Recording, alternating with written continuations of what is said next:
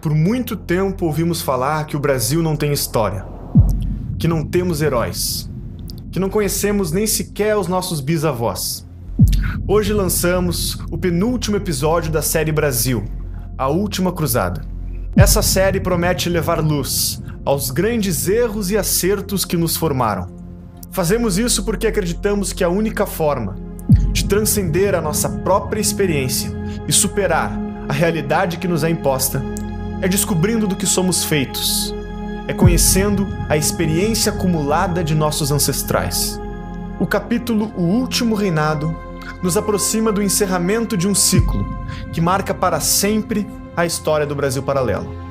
Graças à sua confiança, milhares de pessoas despertam todos os dias como brasileiros. Reacender essa chama é o primeiro passo para irmos em busca da mudança. Mas não paramos por aqui. Temos ainda um longo caminho para percorrer e 2018 é um ano decisivo. Se até o momento já alcançamos mais de 10 milhões de pessoas, com seu apoio chegaremos ainda mais longe. Tornar-se membro é algo crucial para que novas séries surjam e para que novos brasileiros despertem das falsas narrativas e sigam em busca de um país melhor. E hoje, junto com esse próximo capítulo, lançamos uma condição especial para quem quer financiar essa mudança e fazer algo realmente efetivo pela educação. O conteúdo exclusivo da série Brasil, A Última Cruzada, está com valor promocional e por tempo limitado, sendo a última oportunidade para adquirir as mais de 120 horas de conteúdo exclusivo e ganhar como bônus todas as gravações do webinário 2018. Venha ser parte ativa do Brasil Paralelo e seja bem-vindo ao protagonismo da mudança. E até breve.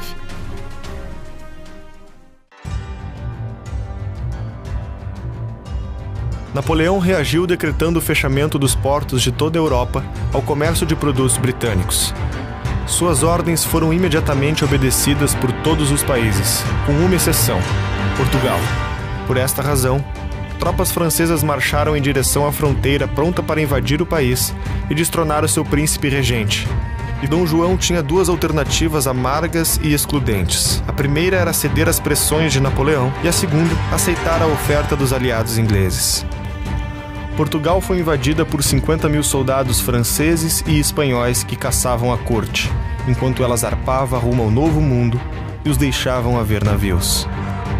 48 horas depois de desembarcar no Rio de Janeiro, organizou seu novo gabinete e fundou o primeiro ministério. Foi no dia 13 de maio de 1817 que o filho de Dom João VI, descendente da Casa de Bragança, casou-se com a princesa austríaca. Em Portugal, alimentava-se a esperança de que terminava a guerra com Napoleão, levando Dom João VI a finalmente tomar a decisão de voltar sozinho para Portugal, deixando seu filho como regente do Brasil. Ele diz: nós estamos vendo que o Brasil, as pessoas estão pegando em armas, estamos tendo problemas.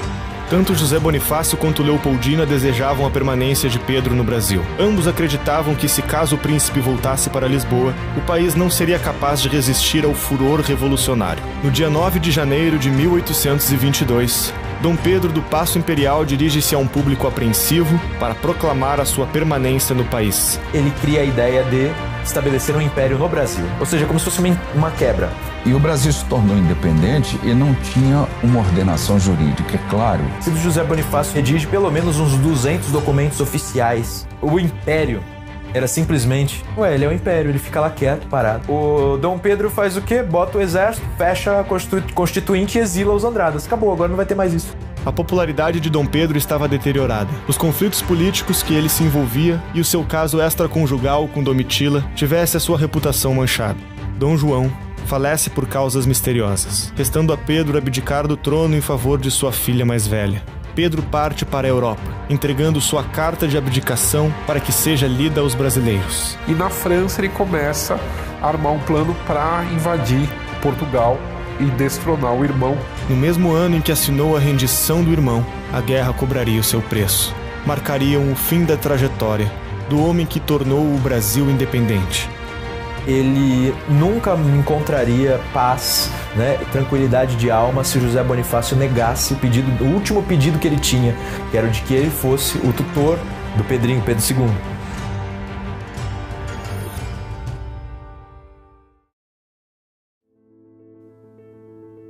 A nossa história monárquica é uma história rica. E não falo isso como uma espécie de ufanismo, que eu não digo que tenha sido a história perfeita. É rica porque nós conseguimos fabricar em profusão grandes homens. Grandes homens.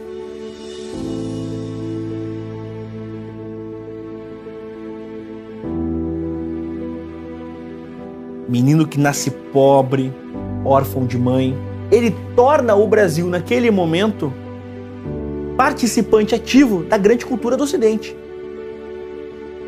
E Carlos Gomes, com a sua arte de vanguarda, ele deixa o Brasil presente no alto legado da cultura.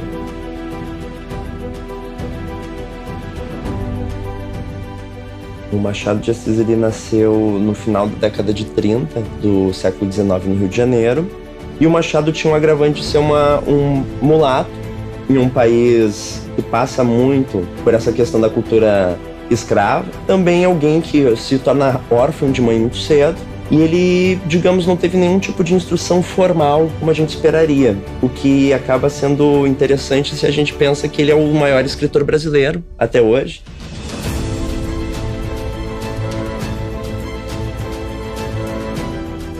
Nabuco era um menino, uma criança, sentado na varanda de uma sangana, se depara, ainda menino, com um escravo clamando acolhimento. E Nabuco, quando enxerga o clamor daquele escravo, ele enxerga o clamor de um país. São figuras importantíssimas da história do Brasil, que são pouquíssimo exploradas, infelizmente, e por enquanto espero que isso mude, espero que a gente consiga fazer com que isso mude para as próximas gerações.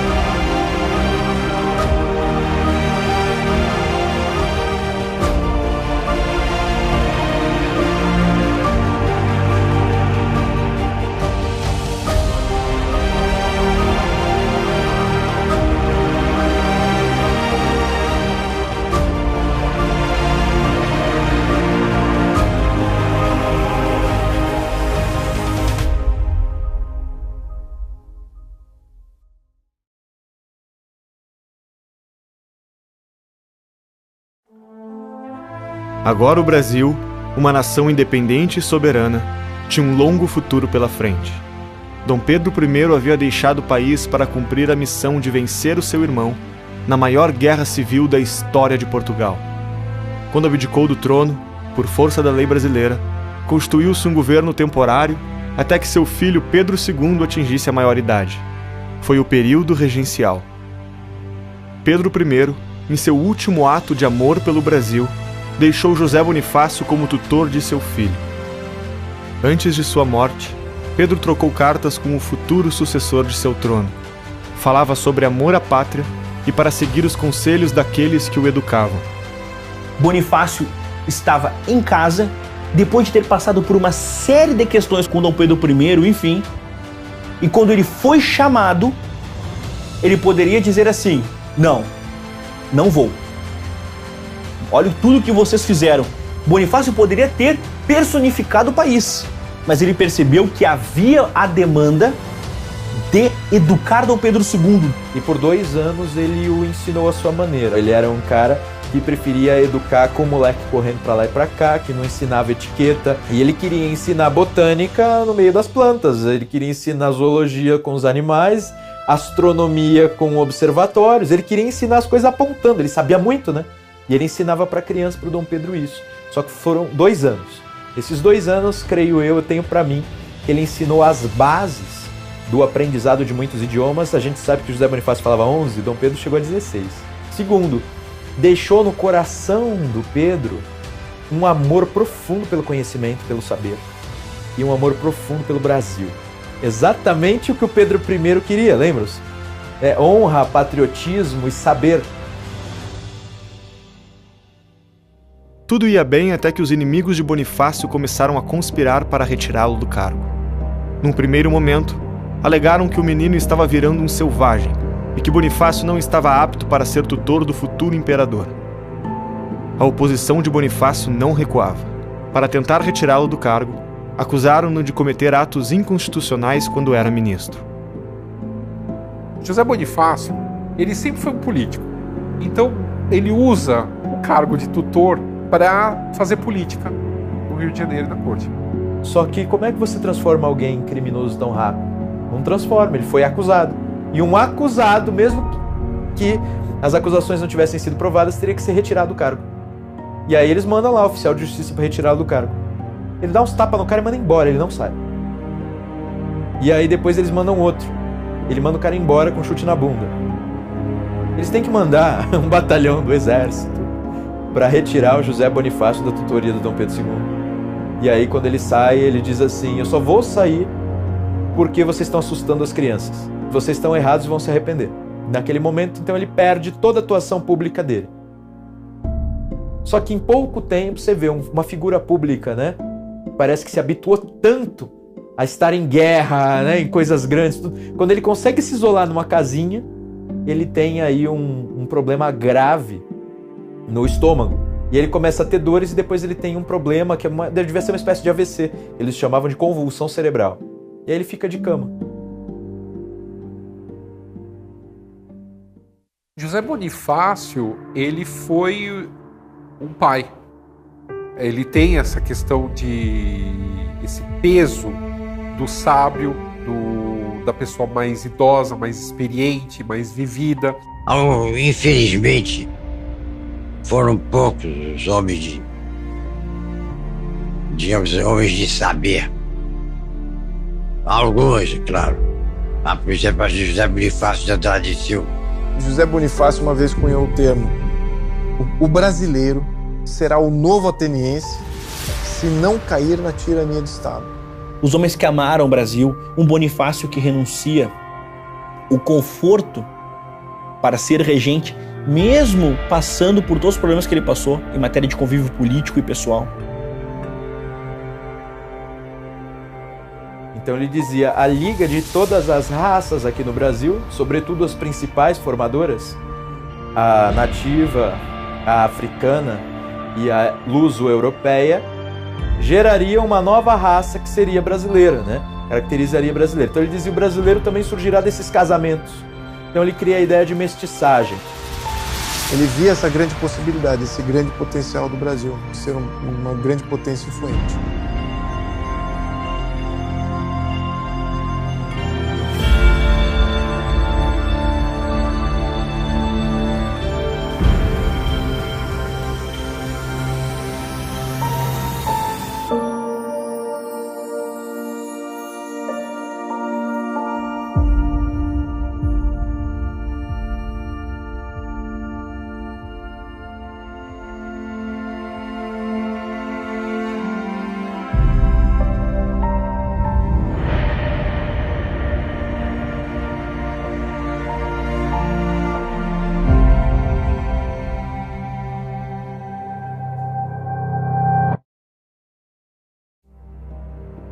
Com Bonifácio destituído do cargo, outros tutores assumiram o seu lugar. Pedro, ainda muito jovem, não poderia assumir o trono. Por votação, assume a regência um dos inimigos de Bonifácio, que o acusara de crimes, Diogo Feijó.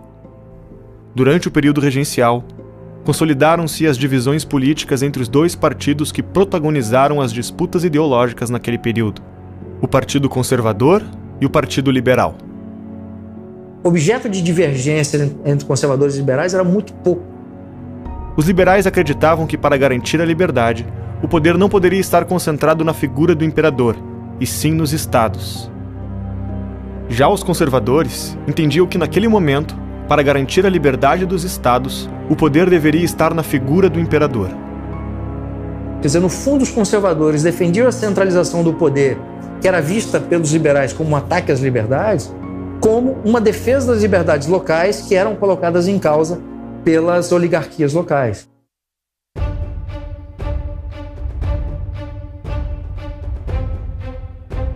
O que acontece no Rio Grande do Sul que faz com que eles decidam quebrar? Bom, primeiro tem os liberais no poder. Os liberais no poder aumentam o poder das assembleias provinciais. As assembleias provinciais fortes demais resolvem, não quero mais saber desse império. Primeiro motivo. Aí depois que a gente vai pensar no imposto sobre o charque.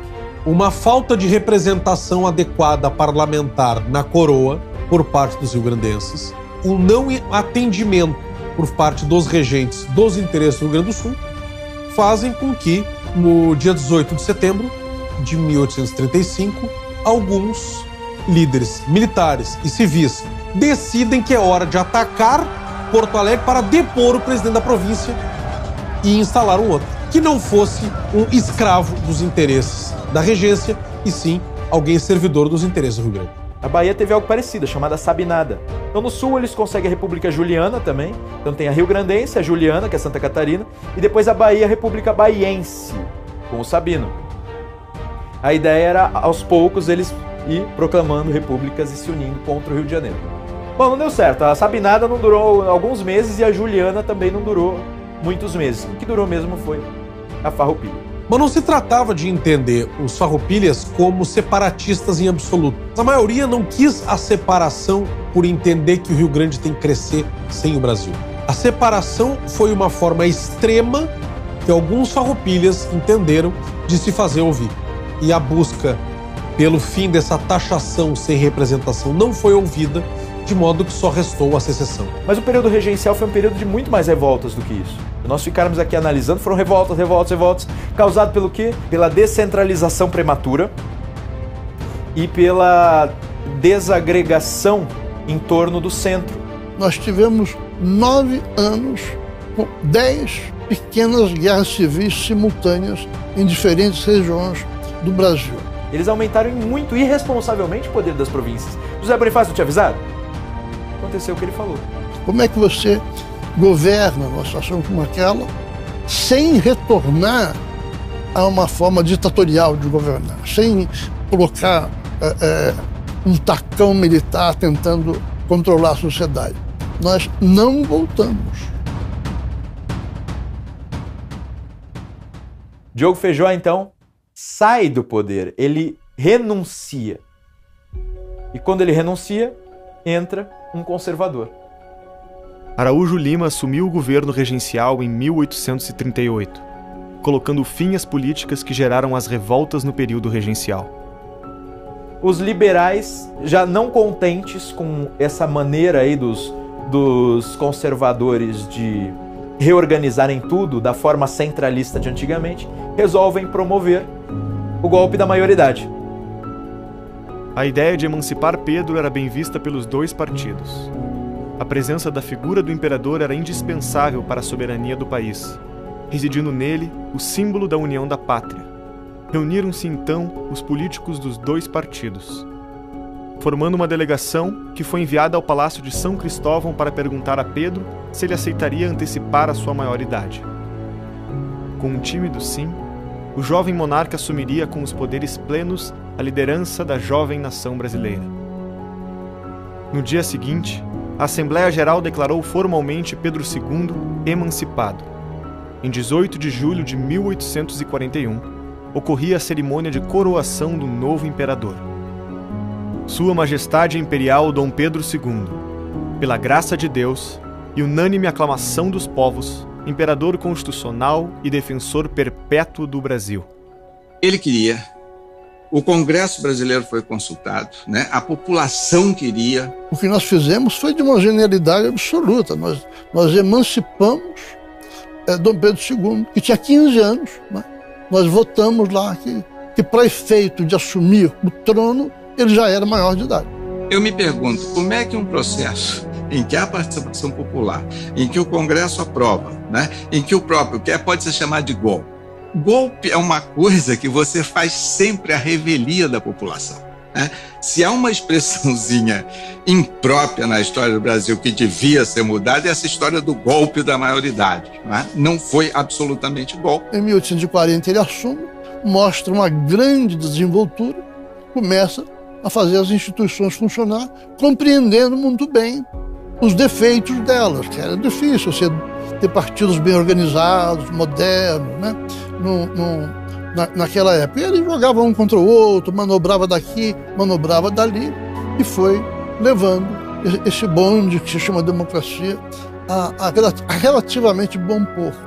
A necessidade de amadurecimento de Dom Pedro II levou ao arranjo de um casamento dinástico com um membro de uma família real europeia. O reino das Duas Sicílias ofereceu a mão da princesa Teresa Cristina.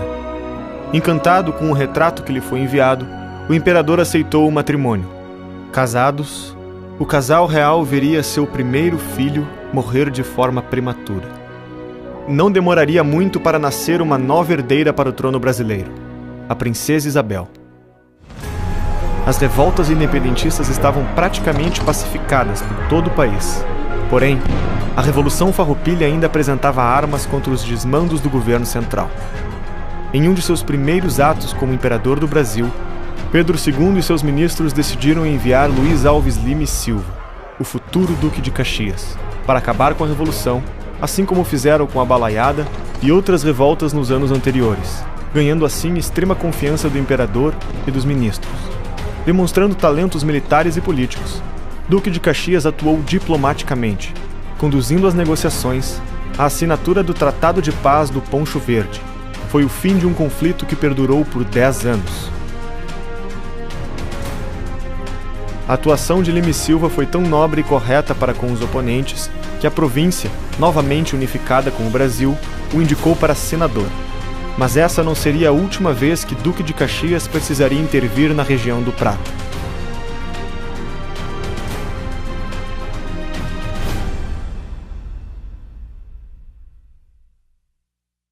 Em 1847, nós criamos um cargo chamado Presidente do Conselho de Ministros, ou seja, primeiro-ministro. Nós nos tornamos um regime parlamentar. O cargo de presidente do Conselho de Ministros representava pouco desgaste à figura do imperador. Em vez de ter de nomear todos os ministros pertencentes ao gabinete do governo, nomeava apenas o presidente do Conselho. Era este quem deveria escolher os demais membros do ministério. Desta maneira, liberais e conservadores tinham mais poder de ação, podendo debater suas visões de governo. Posteriormente, conforme Dom Pedro foi se transformando em alguém mais maduro, ele ia variando entre conservadores e liberais. Como ele formava um gabinete? Ele nomeava o presidente do Conselho de Ministros, que por sua vez nomeava os ministros. Quando ele percebia que aquela política não estava bem encaminhada, ele os retirava do poder e dava lugar ao outro grupo. O imperador, porque tinha um poder político permanente, portanto não precisava se preocupar com a eleição, podia ver a política de uma maneira muito mais profunda. Ele não precisava entrar nas filigranas da política, não precisava entrar nas mesquinharias da política para defender, por exemplo, as liberdades. E foi sob o regime parlamentar, muito mais civilizado, muito mais flexível do que o presidencialismo adotado em todas as repúblicas hispânicas, né? Que nós nos desenvolvemos durante o século XIX. Isto foi uma mão na roda, sabe? Isto nos poupou de grandes dissabores, desses caudilismos todos, dessas lutas internas que esses países quase todos tiveram. Compara o Brasil com outros países e vê se nós não tínhamos um modelo justo comparado aos outros, comparado com as tiranias republicanas que se fizeram no México, na Argentina, nos outros países, Peru, e as grandes massacres que aconteceram naqueles países. Bom, o segundo reinado ele tem muitas características importantes, mas entre elas nós precisamos focar até um pouco na figura do Dom Pedro. Era uma pessoa extremamente sensível, voltado para as artes, um intelectual, falava vários idiomas, falava francês correntemente, inglês bem, alemão bem. Ele dizia que a imprensa se combate com a própria imprensa, ou seja, isso é uma frase que eu gosto de citar, porque mostra uma visão dele em relação à importância do debate democrático. Então você vê ainda todos aqueles valores, né, em Dom Pedro II. Você vê os valores do estudo, o valor da liberdade de expressão. Gostava de novas tecnologias e ciência, então ele queria o Brasil na dianteira dos processos científicos e das novidades e tal. E falam assim, se tivessem congregado no mesmo homem Dom Pedro I e Dom Pedro II, nós teríamos tido o grande monarca da história da humanidade.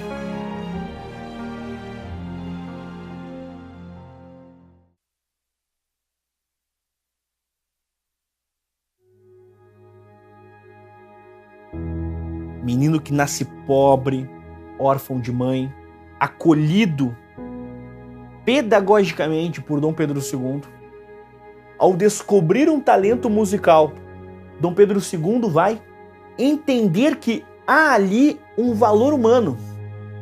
E esse valor humano tem potência de valor artístico. E Carlos Gomes vai ter os seus estudos financiados de um modo muito engraçado, inclusive, porque a Imperatriz Teresa, ela defendia que Carlos Gomes fosse estudar na Itália, enquanto que Dom Pedro II defendia que Carlos Gomes fosse estudar na Alemanha, as duas grandes potências da história da música. Carlos Gomes optou por ir para a Itália, desenvolveu toda a sua técnica lá, e na primeira apresentação de O Guarani, no Teatro Scala de Milão, ele torna o Brasil, naquele momento, participante ativo da grande cultura do Ocidente. O europeu preconceituoso poderia entender o Brasil como uma grande selva, o noviço na história do mundo. E Carlos Gomes, com a sua arte de vanguarda, com a sua autocultura, vai demonstrar que o Brasil era protagonista na produção contemporânea de seu contemporâneo das artes. Guarani que realça o valor do índio brasileiro, uma de nossas marcas. E ao apresentar no Teatro Scala o índio brasileiro, ele emociona e, mais do que isso, ele deixa o Brasil presente no alto legado da cultura. E esse mesmo Carlos Gomes volta ao Brasil e apresenta no Rio de Janeiro, pela primeira vez, o Guarani para os brasileiros, com Dom Pedro II, a família real na plateia. Nós temos aí o encontro do escritor de Guarani, do homem Dom Pedro, que enxergou ali a sua criatura, do pai de Carlos Gomes, que teve que se defrontar com uma viuvez e com todos os problemas de uma viuvez. O pai de Carlos Gomes muitas vezes não conseguiu, pela própria quantidade de filhos, dar o carinho e a atenção devida ao próprio filho, mas encontrou ali, naquele momento, na primeira apresentação de Guarani no Brasil, a definição clara do que é a força de uma personalidade. E Carlos Gomes congregou na sua vida a força arrebatadora de um homem ímpar, que amou o Brasil até o fim, amou o Brasil até em seu testamento.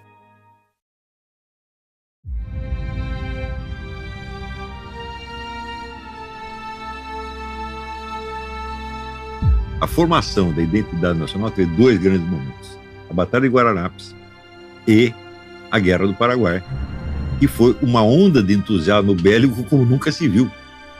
Porque nos outros países, sobretudo na Argentina, houve uma grande resistência à guerra. No Brasil, não sei porquê. Houve uma onda de entusiasmo bélico e isso sedimentou naquele momento a unidade nacional. Quer dizer, a cultura brasileira, como bem assinalou o Machado de Assis, era voltada para a busca de uma identidade nacional. E naquele momento a guerra apareceu como a solução mágica da formação da identidade nacional. Vamos examinar como é que começa essa tal de Guerra do Paraguai. O prata sempre foi um problema. Você percebe que nós perdemos a Cisplatina, teve a Guerra da Cisplatina. Mas posteriormente houve uma guerra interna no Uruguai, A crise ocorreu por uma disputa de poderes entre os dois partidos uruguaios. A liberdade de navegação nos rios platinos era motivo de divergência entre colorados e blancos, o que atraiu os países vizinhos para o conflito. O Paraguai, vislumbrando maior protagonismo na região, resolveu intervir e apoiar o Partido Blanco. Percebendo a ameaça, Dom Pedro age e faz um acordo com a Argentina para apoiar o Partido Colorado, enviando tropas para o Uruguai e derrubando do poder o governo Blanco.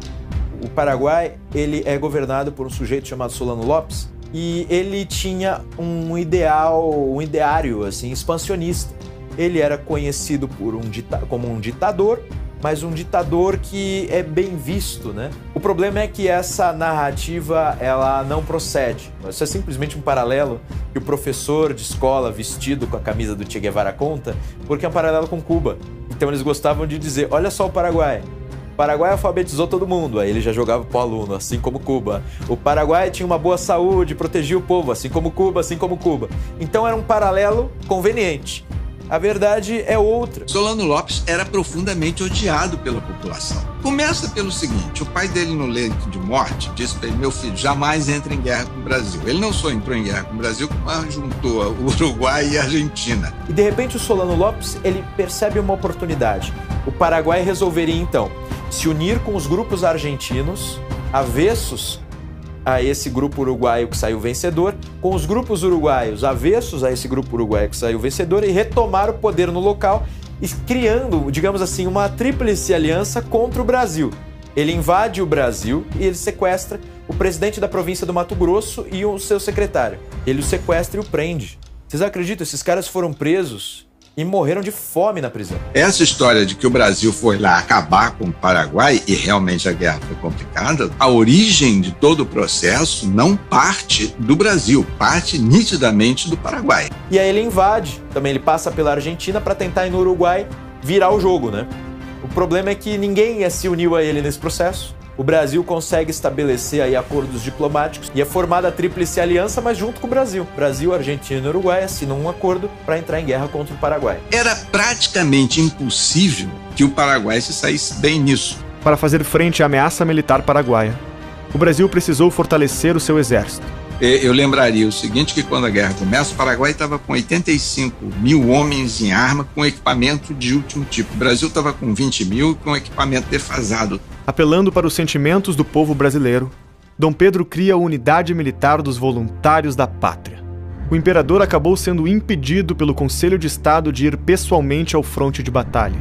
Contrariado, Dom Pedro fez um memorável pronunciamento, dizendo que se o impedissem de ir como imperador, nada o impediria de ir como voluntário da pátria. O monarca ficou conhecido popularmente como voluntário número 1. No comando de uma tropa de voluntários da pátria estava o então Major Deodoro da Fonseca. O militar se destacou na guerra por seus atos de bravura, recebendo a Imperial Ordem do Cruzeiro. Posteriormente, seria promovido de cargo até chegar a marechal e presidente da província do Rio Grande do Sul. Não resistindo ao ímpeto das potências aliadas, as forças paraguaias foram dizimadas. Mais da metade da população paraguaia pereceu na guerra. O sangrento conflito deixaria numerosas baixas de todos os lados, vindo o Brasil a perder mais de 50 mil combatentes. Com a vitória próxima, Duque de Caxias envia mensagem a Dom Pedro II, comunicando que a guerra estava quase ganha. Dom Pedro II já estava num momento que ele estava fragilizado, ele já estava fazendo viagens pelo mundo, e quem ficava ali era mais a princesa Isabel como regente. E o marido dela influenciava, seu marido Conde d'Eu. E o Conde d'Eu viu aquilo e disse, não acabou a guerra, nós só vamos acabar quando prendermos Solano Lopes. E aí ele mesmo vai pessoalmente aos locais de guerra, conduzir todos os procedimentos bélicos para não parar a guerra. Conde d'Eu tem um mérito na Guerra do Paraguai, que foi um de nossos melhores soldados. Em março de 1870, o José Francisco Lacerda, um dos voluntários da pátria, conhecido como Chico Diabo, desferiu um golpe de lança no ditador paraguaio Solano Lopes. Após 6 anos de batalhas e sangue derramado, terminava assim o maior conflito da América do Sul. Devemos aos militares. A unidade nacional foi o Duque de Caxias. Deter a invasão e a afronta do Solano Lopes no Paraguai devemos aos militares.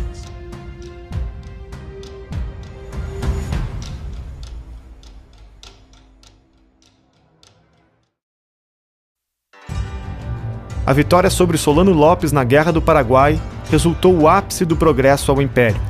Aos poucos, percebia-se o fim do sistema colonial através de aprimoramentos tecnológicos e das reformas legislativas. Começam a surgir indústrias, serviços variados, bancos e usinas, que eram financiados e mantidos por empreendedores locais.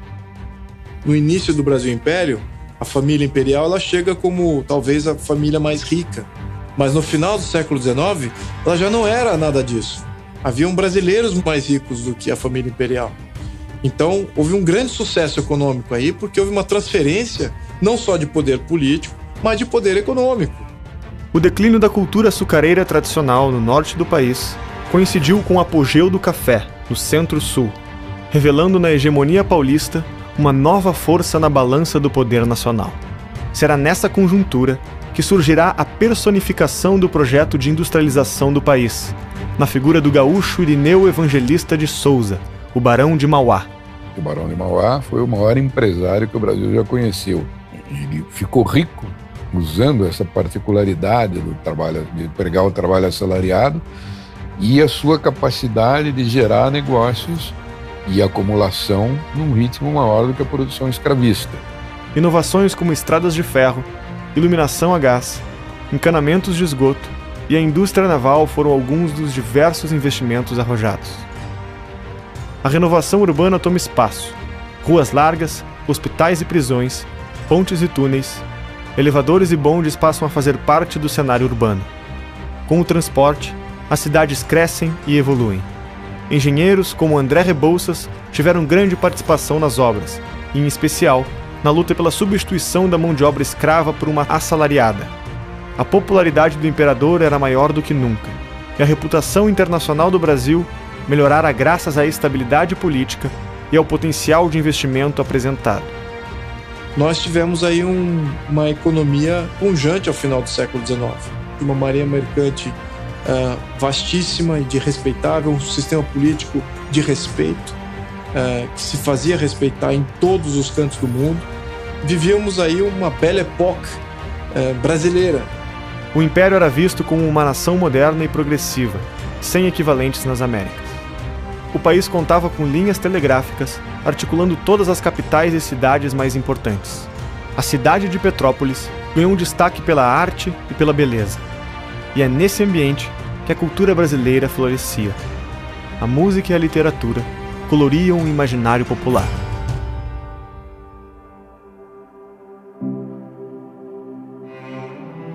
É difícil falar sobre Machado de Assis, porque muito já foi dito. Ao Machado, fundador da Academia Brasileira de Letras, o moletinho do Morro do Livramento, um menino pobre que nasce, que se desenvolve, órfão, que perde irmã, que é marcado decisivamente pelo luto, que tem um processo ímpar de autoeducação, frequentador assíduo do Real Gabinete Português de Leitura, a esse Machado tantas vezes sublinhado. O Machado chega com toda essa herança de ser uma exceção. Alguém sem formação, sem nome de família, sem ninguém que valesse por ele. E ele acaba, então, digamos, tendo todo um percurso de trabalhos informais que vão munindo o Machado de instrução, de leituras, o que acaba sendo interessante se a gente pensa que ele é o maior escritor brasileiro até hoje. Um aspecto que poucas vezes eu tenho visto ser lembrado, que é o Machado envolvido com as grandes questões brasileiras. Ele vai ser aquele que vai ter uma leitura extremamente profunda do nosso país. A gente tem uma história brasileira com todas as nossas mazelas, né? A gente vê isso problematizado e humanizado. E a gente vai aprender o Brasil lendo Machado. Ele escreveu textos como, por exemplo, o conto Pai contra Mãe, o Caso da Vara, que explicitam os absurdos do próprio sistema escravocrata.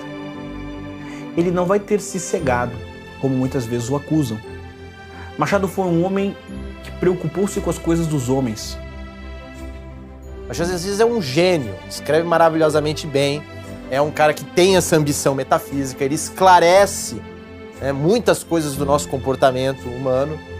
Os leitores que se encantam por Machado porque ali tem um problema terrível, que é: eu devo ser um dissimulado ou não para eu encarar a vida? A pergunta que Machado fez à sua alma não foi porque sou negro, mas porque nasci. Era essa a angústia de Machado. Era uma angústia humana, não uma angústia social.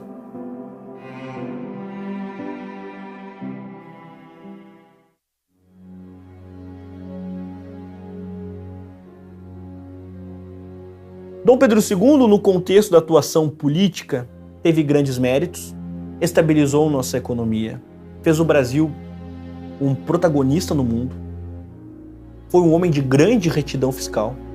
Porém, na questão religiosa ele atuou muito mal, perdeu a igreja, perdendo a igreja, perdeu a coroa. O Brasil tinha herdado de Portugal dois institutos de relação Estado-Igreja.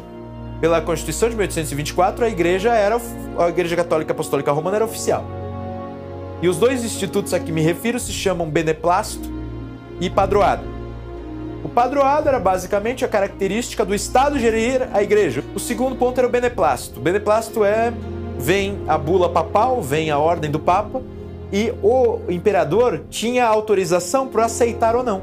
Não teria valor ao clero do Brasil nada que o Papa falasse sem que o imperador assinasse embaixo. O imperador tinha não só a prerrogativa de sancionar as bulas papais, o documento, quer dizer, ele era o chefe da igreja, virtualmente. Um desses documentos assinados pelo Papa proibia o casamento entre católicos e maçons. O imperador não assina. Pio IX faz isso. Tá valendo, continua casando maçom com católica. Acontece que um bispo, o famoso bispo de Olinda, né, Dom Vital, resolve: não vou casar, pode parar esse casamento. Imagina o escândalo. Pode parar esse casamento aí que eu não vou casar, esse cara é maçom. Satanás aí. O que acontece? Acabou, aquilo foi um escândalo tremendo. Em 2 de fevereiro de 1873, Dom Vital, em uma carta pastoral, nega a legitimidade de se exigir o beneplácito. Desta forma, o bispo incorreu em 2 dos crimes que estavam tipificados no Código Criminal do Império: recorrer a uma entidade estrangeira e desobedecer às ordens do imperador. Dom Pedro II sabe o que faz? Prende o Dom Vital e submete a trabalhos forçados. Daí os católicos começam a ficar contra ele. E aí surge uma treta. Católico fiel mesmo e os maçons. Maçonaria e igreja começam a brigar. E foi uma coisa horrível, porque, você vê, os dois imperadores, mas principalmente o segundo, eram um sujeito anticatólico. Não tem como negar. Quando começou o Brasil independente, o Brasil tinha 3.000 monges. Quando terminou o Império, tinha 8. Porque tinha lei que proibia que os superiores das ordens religiosas viessem fiscalizar o que estava acontecendo ali. Então, assim, tinha padre com 3 amantes, padre com 20 filhos, né? E, de certo modo, é uma situação que o próprio governo protegia, não deixando os superiores fiscalizar. Nesse meio tempo, o gabinete do primeiro-ministro é substituído. Com a situação se agravando, Dom Pedro deposita sua confiança no homem que tanto lhe servira em conflitos pesados. Duque de Caxias apenas aceitaria o cargo com uma condição. Ele fez ver ao imperador que a solução passava pela anistia incondicional dos bispos, que era a única forma de evitar uma crise mais aguda. Mas aí ele os liberta, tá? Se desculpa lá, tudo, mas você percebe que não pegou bem. Então você já tem aí um setor considerável do clero e de fiéis contrários a Dom Pedro e à monarquia. Isso foi um erro monstruoso cometido pelos imperadores. Isso acabaria por se virar contra eles mesmos.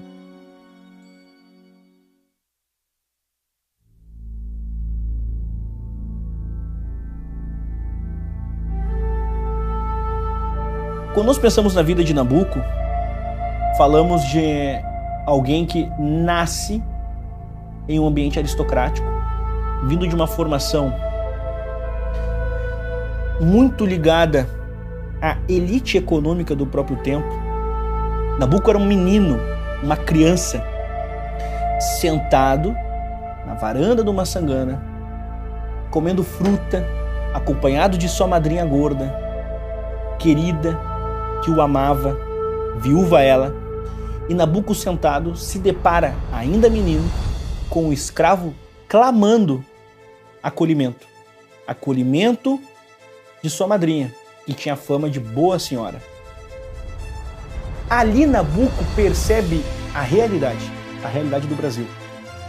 E Nabucco, quando enxerga o clamor daquele escravo, ele enxerga o clamor de um país naquele momento.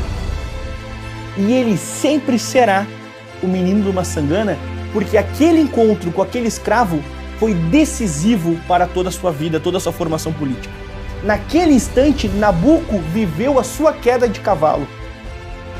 Naquele instante, as escamas caíram dos olhos de Nabucco. Aquele encontro foi decisivo e ele entendeu que ele tinha uma missão. E essa missão não era apenas com o escravo que clamou acolhimento, mas era com os escravos e com os problemas sociais de nosso país. Tanto é que, mesmo morando longe, ele nunca esqueceu os nossos dilemas. Nabucco, quando começa a sua formação já maduro, ele busca defender quem? Escravos. É perene o impacto do Maçangana dentro dessas suas primeiras atividades profissionais. Vai estudar, voltar para o Rio de Janeiro, se tornar advogado, se tornar diplomata, vai se converter ao catolicismo, vai ser monarquista, vai mudar suas concepções políticas. Tudo isso sem nunca esquecer o momento que o sempre menino do Maçangana viveu naquela escada.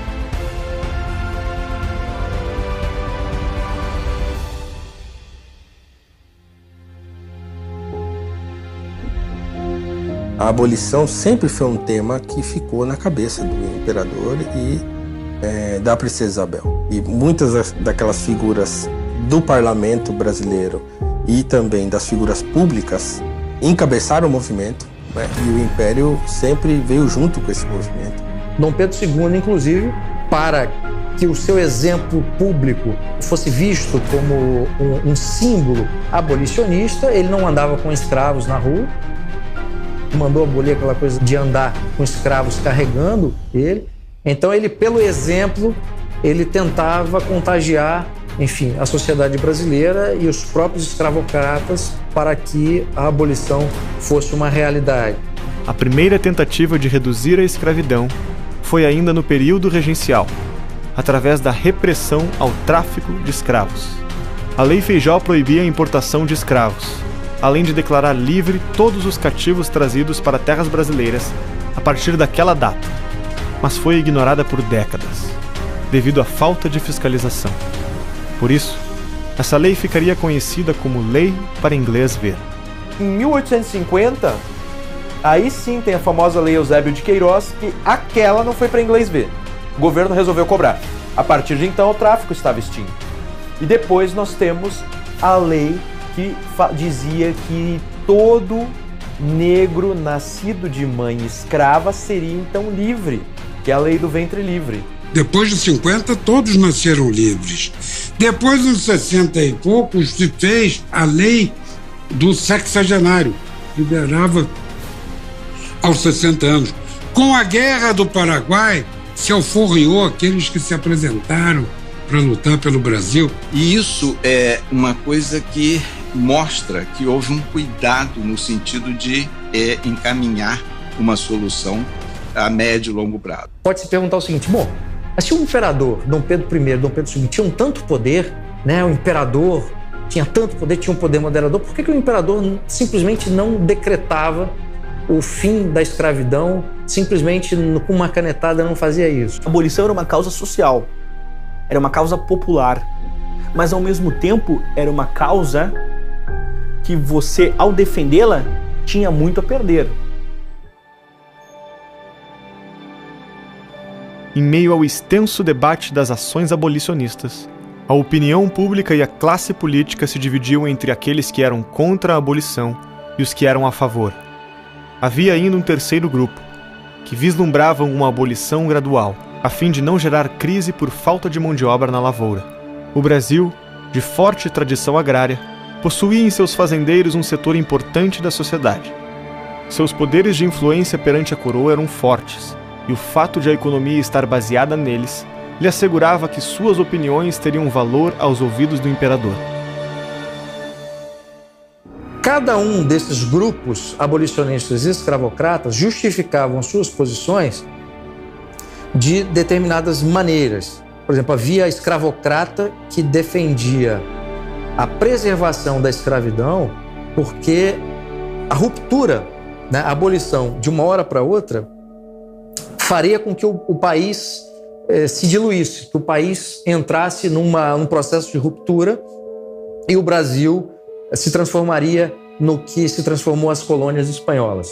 Os abolicionistas, liberais e conservadores, diziam que era um absurdo, já que outros países já tinham abolido a escravidão, que o Brasil mantivesse essa infâmia que manchava a história do país. É preciso lembrar que na década de 1860, você teve a Guerra Civil Americana, que foi causada principalmente por causa da dissidência em relação à abolição dos escravos.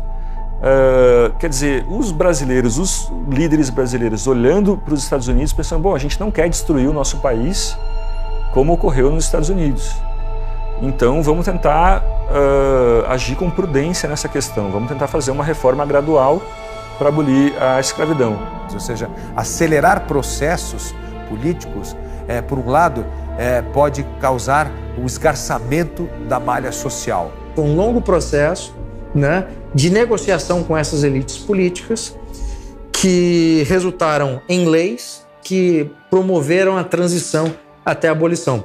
Dom Pedro II estava muito doente. Com sua saúde cada vez mais frágil, os médicos recomendaram que ele fizesse o tratamento na Europa. Partindo em junho, em meio a grandes saudações da população, assim como seu pai havia feito anos antes, Pedro II deixou o futuro do Brasil nas mãos de uma mulher, sua filha, Princesa Isabel. A Princesa Isabel foi uma grande abolicionista. Tudo que ela pôde fazer, né, nos bastidores da política e publicamente ela fez para que a abolição fosse uma agenda vencedora. Por vários motivos. O primeiro Dom Pedro II estava mesmo ficando velho, eram nos sonhos dele ver isso acontecer. Depois, ela tinha uma oportunidade de tentar mostrar que o terceiro reinado seria humanitário, ela tinha postura de rainha, certo? E ela teria que enfrentar, no caso de assinar uma lei, setores muito fortes do organismo social brasileiro. Dizem os historiadores que Ana tinha toda a sabedoria de Dom João VI, toda a ousadia de Dom Pedro I, toda a sabedoria de Dom Pedro II e a fé da sua mãe, Dona Teresa Cristina. E foi a Princesa Isabel que disse, quando disseram a ela, você pode estar assinando a abolição e o fim da monarquia. Ela disse, eu pago qualquer preço para libertar esses homens. Querendo ou não, e pode o movimento negro tentar apagar a sua figura ou não, se não fosse a Princesa Isabel, eu não sei ainda quanto tempo demoraria para que, de fato, a abolição viesse, né? Dom Pedro I e Dom Pedro II eram declaradamente abolicionistas, declaradamente. Todas as leis abolicionistas, inclusive a lei da abolição da escravatura, foram feitas sob gabinetes conservadores. Porque a escravidão, além de ser imoral, é economicamente ineficiente no longo prazo. A mão de obra salariada paga é muito mais eficiente. Então, se teve incentivos morais e éticos, mas também teve incentivos econômicos. A escravidão é o grande calcanhar de Aquiles da história brasileira. E a forma como ela foi superada é motivo de orgulho. Lei 3.553, de 13 de maio de 1888, artigo 1º, é declarada extinta a escravidão no Brasil. As notícias sobre a assinatura da lei pela Princesa Isabel logo invadiram os corredores do palácio e infestaram as ruas da capital imperial, cativando a todos. Foram dias de festa, né? Não foi um dia, né? Uma semana inteira de festividades e discursos. As ruas logo seriam tomadas, em uma confraternização jamais vista. Era o dia do aniversário de Dom João VI, aquele que transformou essa terra em nação. Alguém que adorava tanto o Império Tropical, que chorou em sua partida sem volta. Nesse dia, pelas mãos da bisneta de Dom João VI, um povo inteiro se redimia. Foi um momento de união e festividade para todos os brasileiros.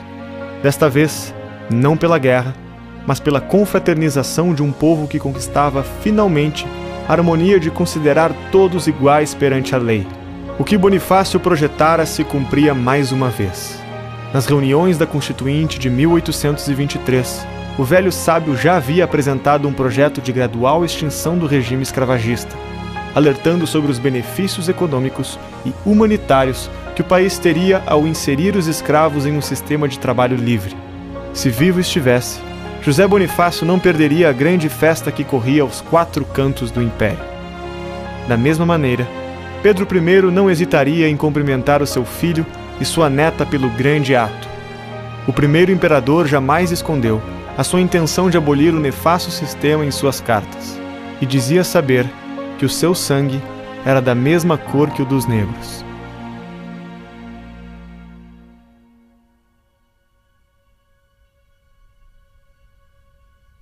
Os jornais da cidade espalhavam as proclamações de festa que durariam uma semana. Missas, bailes, passeatas e fogos de artifício tomaram o Rio de Janeiro por vários dias. Machado de Assis, cujos avós paternos eram escravos, declarou em sua coluna do jornal Gazeta de Notícias que fora o único dia de delírio público que lembrava ter visto. De fato, foi o maior evento do Segundo Reinado. Reuniu um número de pessoas absurdo. Você vê até na fotografia, tem lá, você vai vendo o nome, esse, Machado de Assis, você acha todo mundo lá. É através do ato de Isabel que os grandes personagens da história se encontraram. Os meninos que cresceram no Brasil agora viam seu apogeu. Os diferentes caminhos e formações os levaram a se reunir na gloriosa redenção.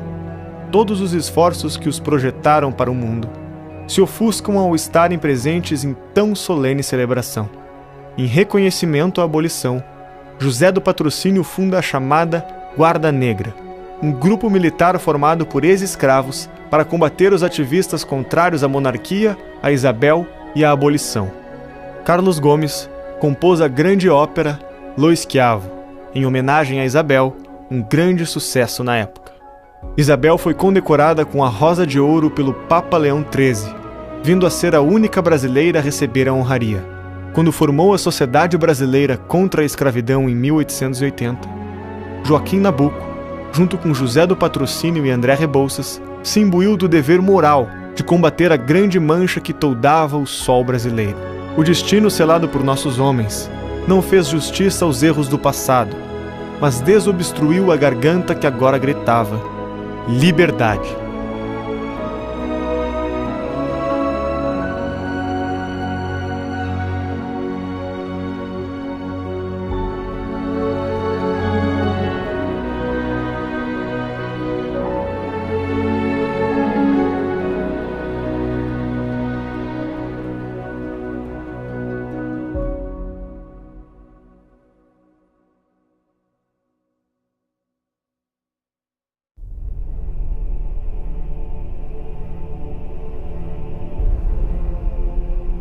Naquele momento, você já reunia os donos das grandes fazendas, ou seja, o centro da economia, o exército, a igreja e parte da maçonaria.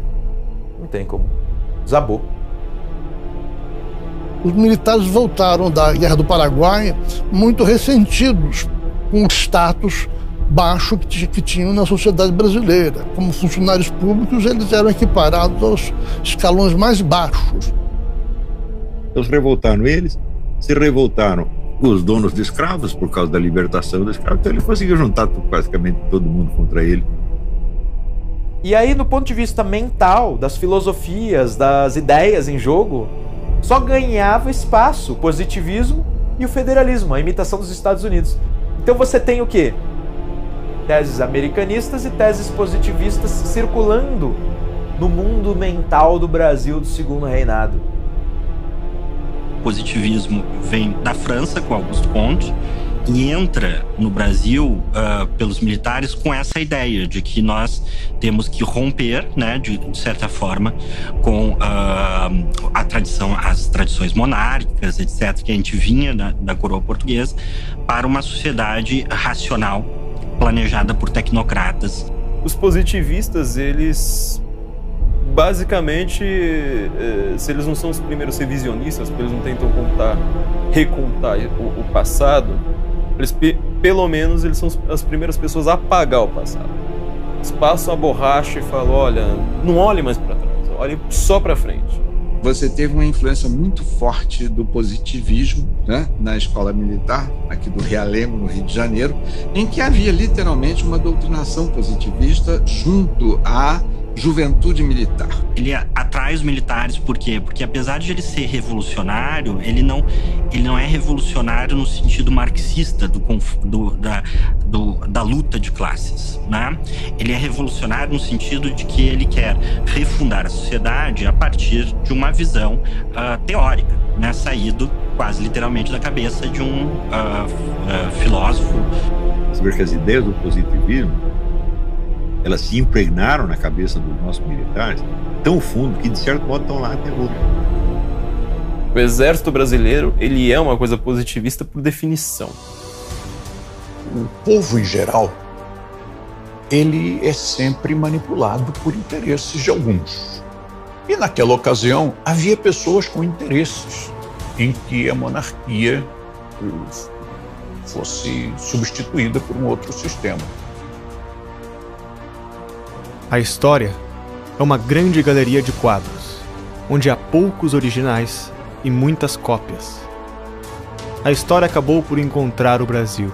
No símbolo centenário da Revolução Francesa, o destino de um povo seria redefinido. Os interesses de poucos sequestraram o futuro de muitos. No início do século XIX, quando a família real portuguesa se instalou no Rio de Janeiro e fundou o Império Brasileiro, foi plantada uma semente. Essa semente foi cuidada para que crescesse em terra fértil, para dar bons frutos. Cresceu, frutificou e obteve vigor ímpar. Porém, não se pode dizer o mesmo sobre os países que cercavam o Brasil, que cresceram entre pedras e não formaram raízes, ou foram sequestradas e perderam seu destino. Enquanto a América Latina era um conglomerado de repúblicas com sucessivos golpes e ditadores guerreando pelo poder, o Brasil era uma monarquia constitucional. A coroa, o parlamento e a justiça eram instituições sólidas e alicerçadas no Estado de Direito, nos princípios constitucionais e nas práticas democráticas. Porém, neste momento, era a vez de o Brasil ter a sua semente roubada. As insatisfações de alguns setores da sociedade não seriam por si só motivos para a queda da monarquia. Porém, interesses escusos agregariam esses descontentamentos, cometeriam um atentado à vontade do povo.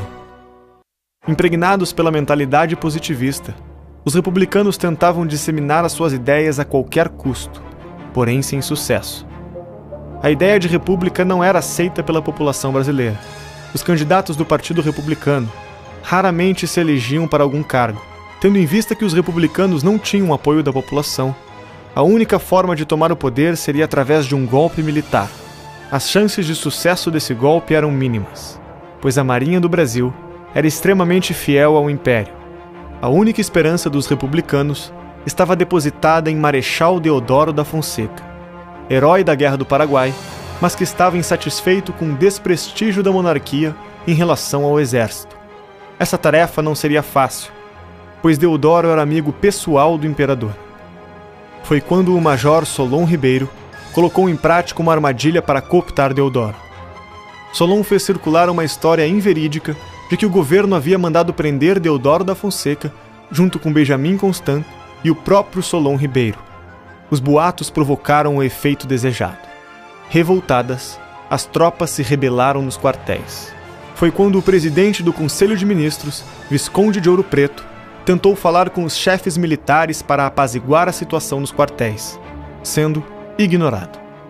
Na manhã do dia seguinte, Marechal Deodoro e suas tropas marcharam até a frente do quartel-general, onde estava o Visconde de Ouro Preto. Sob ameaça, Deodoro expulsou o ministro do cargo. É o exército armado, na rua, sem nenhum apelo popular, indo avisar para um ministro que você não tem mais o cargo e não se atreva a retomar. E Dom Pedro II, a gente vê o que faz. Apesar de ter demonstrado firmeza ao destituir o ministério, a queda da monarquia não foi anunciada. Os republicanos temiam que ele poderia se entender com o imperador e formar um outro gabinete apenas para substituir Ouro Preto. Se isso acontecesse, seria a morte do ideal republicano. Era necessário agir rápido. Os positivistas e aí os revolucionários republicanos achavam que se não desse o golpe num período muito curto após a abolição da escravidão, que eles iam perder as suas bandeiras. Qual que era a bandeira dele? Federalismo, que era para onde já estava caminhando a monarquia, né? E o fim da escravidão, que foi abolida pelo Império. Em vez de se dirigir ao Palácio Imperial em Petrópolis, onde estava Dom Pedro, Deodoro voltou para sua casa. Ele estava doente e precisava descansar dos acontecimentos daquela manhã. Aproveitando-se de suas fraquezas, os republicanos viram uma oportunidade para executar o golpe.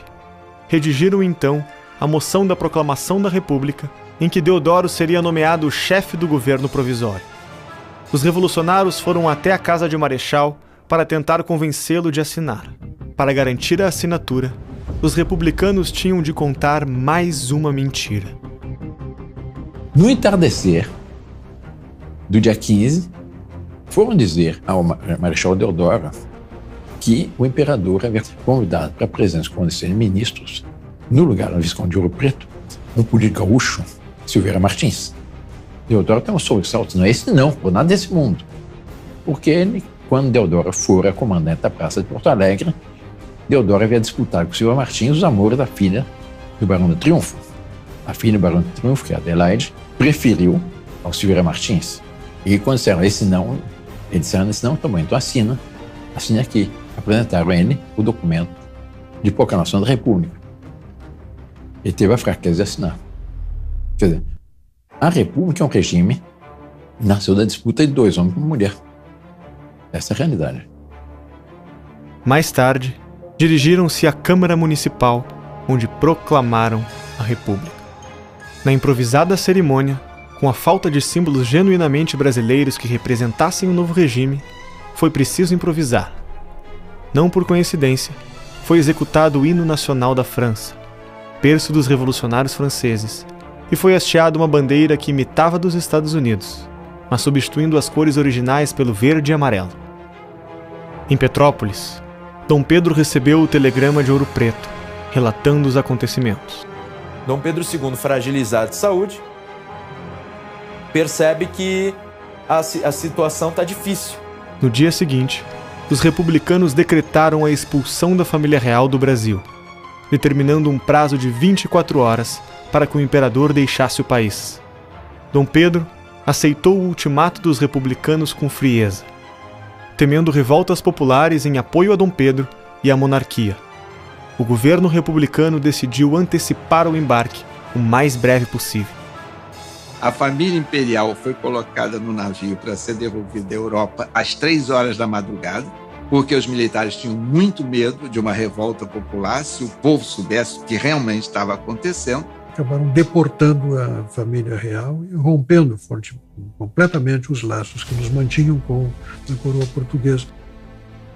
Nascia assim o regime republicano. Às pressas, escondido, em meio a trapaças, mentiras e sem nenhum apoio da população. A República, eu digo que foi um golpe mal planejado.